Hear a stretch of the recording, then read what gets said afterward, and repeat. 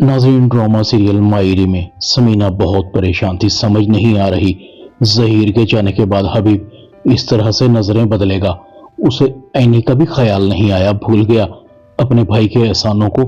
आयशा कहते, भाभी वो एक बेहिस शख्स है, वो अपनी खुशी की खातिर कुछ भी कर सकता है। मुझे तो खुद बड़ी शर्मिंदगी हो रही है कि ऐसा शख्स मेरा शौहर था। समीना कहती है, हाँ वक्त बड़ा तो सब अपने पराए हो गए।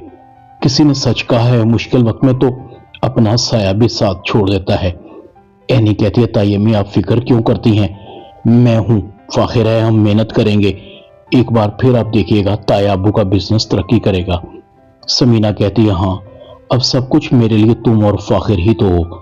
ज़हीर ने तुम्हारे साथ बहुत ज्यादती की थी, तुम्हारा बचपन छीन लिया था। जिन हाथों में खिलौने और किताबें होनी चाहिए थी, उन हाथों में किचन के बर्तन हैं।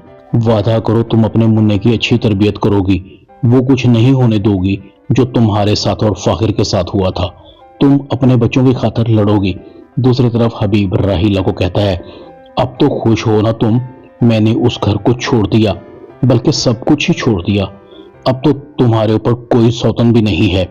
राहिला कहती, अभी तो तुम्हारी आजमाइश का वक्त है। मैं भी चाहती हूँ कि मेरा भी बैंक बैलेंस हो, छोटी छोटी जरूरतों पर तुमसे पैसे मांगने पड़ते हैं। हबीब कहता है, क्यों फिक्र करती हो, मेरा जो कुछ भी है वो तुम्हारा ही तो है, बोलो कितने पैसे चाहिए।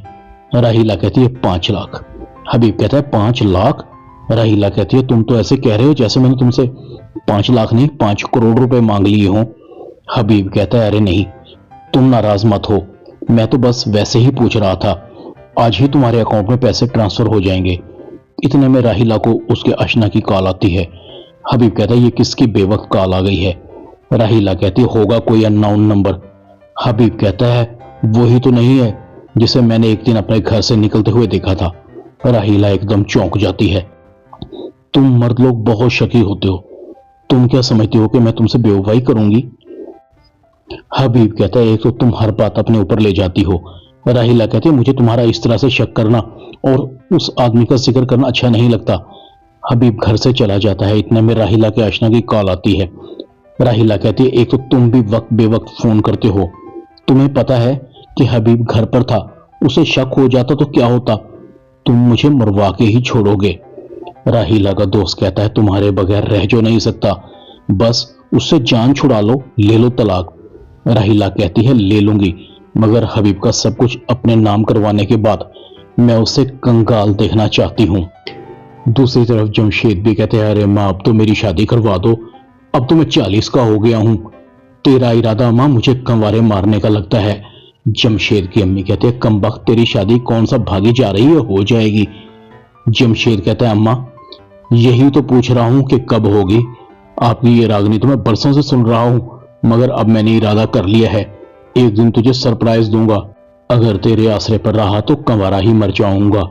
वो देखा नहीं फाखिर को और ऐनी को, इतने से हैं पिता पिती, उनके भी बच्चे हो गए हैं, मगर तुझे मेरा ख्याल नहीं आया। दूसरी तरफ फराज हबीब को कहता, देखो हबीब मेरे साथ हेरा फेरी नहीं चलेगी, मुझे चुपचाप मेरा हिस्सा दे दो, वरना तुम जानते हो कि तुम्हारे साथ क्या हो सकता है, सीधे जेल में जाओगे। अगर समीना भाभी को मैंने सब कुछ बता दिया कि तुमने ज़हीर भाई का सब कुछ धोखे से अपने नाम करवा लिया है। हबीब कहता है, तुम्हें तुम्हारा हिस्सा पूरे का पूरा मिलेगा, मगर खुदा के लिए अपनी जुबान बंद रखा करो, दीवारों के भी कान होते हैं। और हाँ याद रहे, जेल में मैं अकेला नहीं जाऊंगा, तुम भी मेरे साथ जाओगे, तुम भी इस जुर्म में बराबर के शरीक हो।